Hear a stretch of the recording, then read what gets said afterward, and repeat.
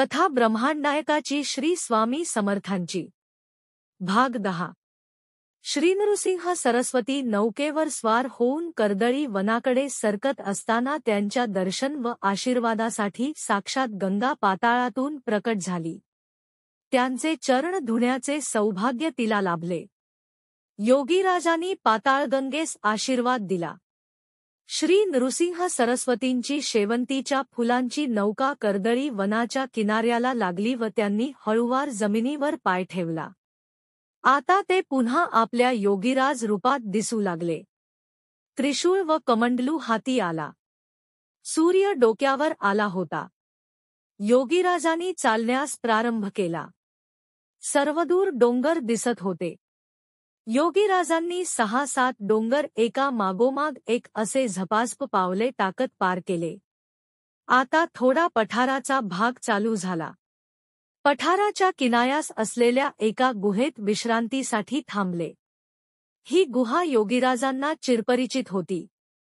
12व्या शतकात त्यांनी भूतलावर अवतरण केल्यावर याच तर गुहेत एका परमप्रिय योगिनी महादेवीस त्यांनी आपले पराशिवाचे स्वरूप दाखविले होते। त्यांना माहीत होते की आता लवकरच परत त्यांचे दर्शन त्या योगिनीस मिळणार होते। रात्रीचा चंद्र विलसत होता। गुहेबाहेर रातकिड्यांचा आवाज व हिंस्र पशूंचा वावर सुरू झाला। योगीराजांनी डोळे मिटले व समाधिस्थ झाले। सर्व आसमंतात कार घुमला। सकाळ झाली होती।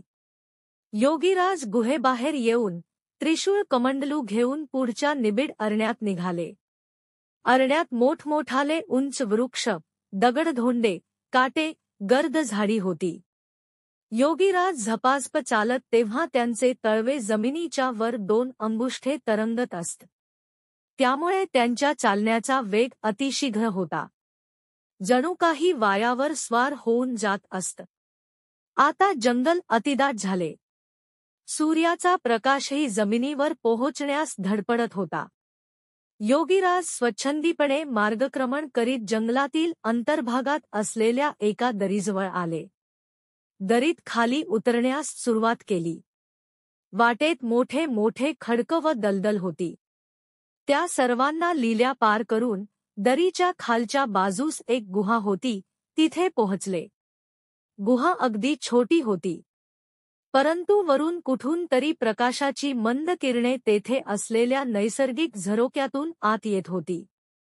गुहेत 2-3 ठिकाणी वरच्या डोंगरातील साठलेले पाणी धड धड कोसळत होते। योगीराज ही जागा पाहून प्रसन्न झाले। त्रिशूळ तेथेच गुहेत रोवला व कमंडलूत वरून कोसळणाऱ्या प्रवाहाचे पाणी भरून पद्मासन घालून बसले। दृष्टी भीमध्यामध्ये खिळवली व आसमंतात कार जागवला। खर्जाच्या आवाजातील त्या काराने सर्व सृष्टीची चेतना जागृत झाली। त्या दुर्गम अशा कर्दळी वनात, निबिड अरण्यात अगदी मोजकी अशी जंगली आदिवासींची वसाहत होती।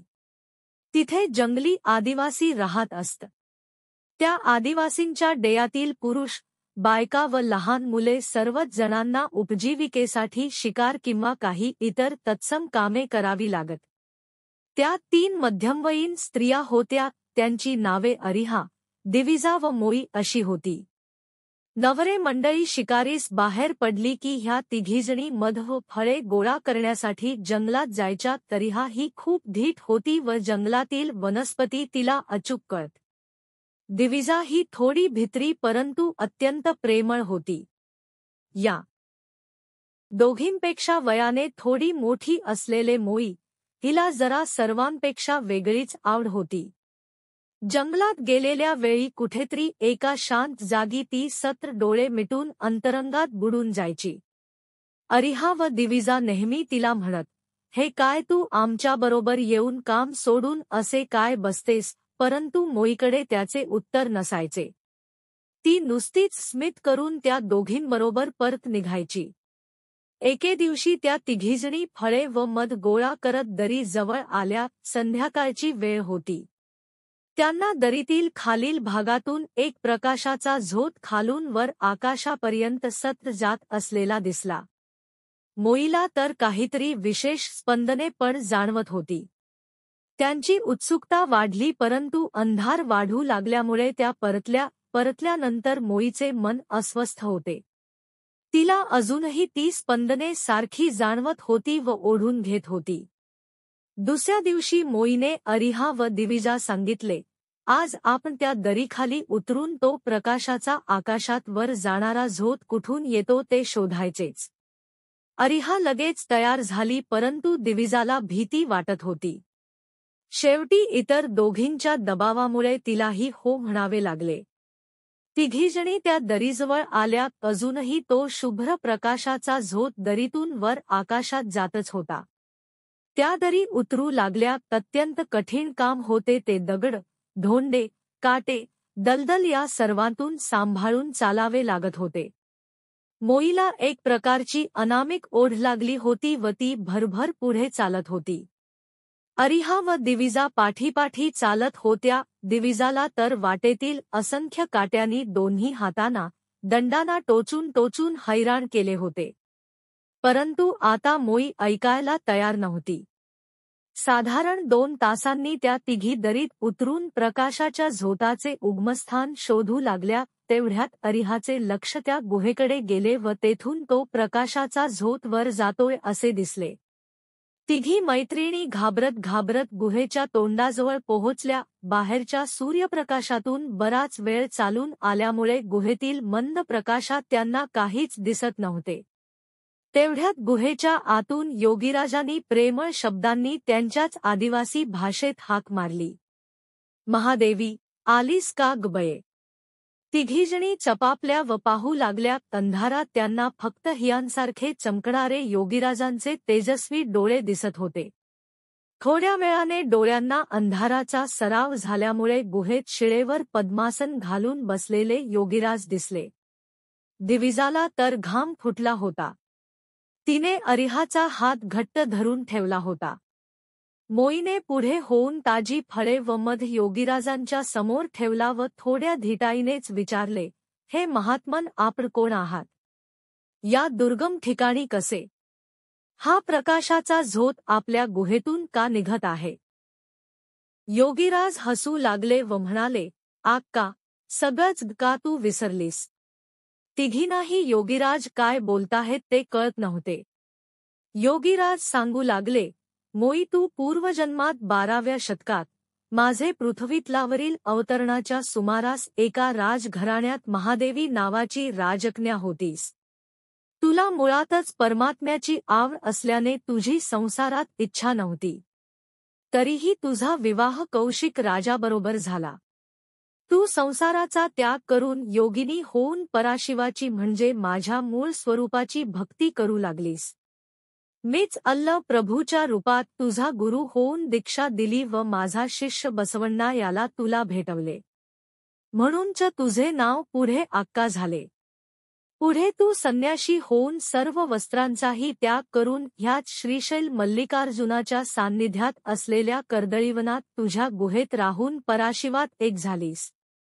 तू इसवी सन 1148 मधील हिमालयातील सर्व सिद्धांच्या गुरुपौर्णिमेच्या महासभेसही हजर होतीस. योगीराजांनी त्रिशूळ उचलला व मोईच्या भ्रूमध्यात लावला. तत्क्षणी तिला तिच्या 12व्या शतकातील पूर्वजन्म आठवला व आपणच अक्क महादेवी होतो हे जाणवले. अरिहा व दिविजा विस्फारलेल्या डोळ्यांनी विस्मयचकित होऊन ऐकत होत्या. त्यांच्या मनात आले की आता का मोई इथे आमच्याबरोबर आहे? योगीराजांनी अंतर्ज्ञानाने त्यांच्या मनातील प्रश्न जाणला व सांगितले, मोई पूर्वजन्मात पराशिवात म्हणजे माझ्यातच एकरूप होऊन गेलेली असल्यामुळे माझे कर्दळीवनात आगमन होणे पूर्वीच हिने जाणले होते. परमात्मा पुन्हा दीर्घ तपश्चर्येसाठी कर्दळीवनात येणार आहे. तेव्हा त्याच्या परतभेटीच्या उत्कंठतेने तिने हा जन्म घेतला. तुम्ही दोघी हिच्या पूर्वजन्मातील सखी असल्याने तुम्हाला हिच्याबरोबर जन्म घेणे प्राप्त झाले व आज माझे दर्शन घडले. हे सर्व घडत होते त्यात त्या तिघीजणी इतक्या बुडून गेल्या की वेळ किती गेला याचेही त्यांना भान राहिले नाही. दिविजाला आत्ता जाणवले की काट्याकुट्यांनी टोचलेल्या दोन्ही हातांची, दंडांची भयंकर आग होते आहे. योगीराजांनी हे जाणले व आपल्या कमंडलूतील तीर्थ त्या तिघींवर प्रोक्षण करताच दिविजाच्या हातांची आग एकदम शांत झाली. त्या तिघीजणी पुन्हा पुन्हा योगीराजांना नमस्कार करीत होत्या. मोईनी तर योगीराजांचे पाय घट्ट पकडून ठेवून परत निघण्यास नकार दिला. योगीराजांनी मोईस उठवून बसवले व आपली नजर सर्वत्र फिरवण्यास सांगितले. योगीराजांनी आपला उजवा हात मोईच्या डोक्यावर ठेवला होता. मोईला सर्वत्र चराचरात, वृक्षात, दगडात, झात, गवताच्या तृणात, मातीत, वेलीत, झाडात, पाल्यात योगीराजांची म्हणजेच परमात्म्याच्या चैतन्याची जाणीव होऊ लागली. ह्या सर्वातून निघणारी स्पंदने तिला कळू लागली. ह्या सर्वातून सोनेरी प्रकाशकण निघून मोईच्या डोळ्यात शिरत होते. सगळंच अद्भुत, सगळंच अनाकलनीय. योगीराज उद्गरले, सर्व विश्वात चराचरात मीच चैतन्य रूपाने आहे. हे तू आता बघितलेस व अनुभवलेसही. तेव्हा आता तुम्हाला परत जावे लागेल. मी सृष्टीतल्या, विश्वातल्या कणाकणामध्ये माझ्या अस्तित्वाची जाणीव तुला दिली आहे. त्यामुळे तू निश्चिंत रहा. मी सतत तुझ्याबरोबर आहेच. अरिहा व दिविजा यांचा त्यांच्या डोळ्यावर विश्वास बसत नव्हता. मोईला कसेबसे समजावून त्या तिघींनी योगीराजांना परत साष्टांग दंडवत केला व योगीराजांनीही प्रसन्न मुद्रेने त्यांना दोन्ही हात उंचावून आशीर्वाद दिला. निघण्याची अनुमती दिली. क्रमशः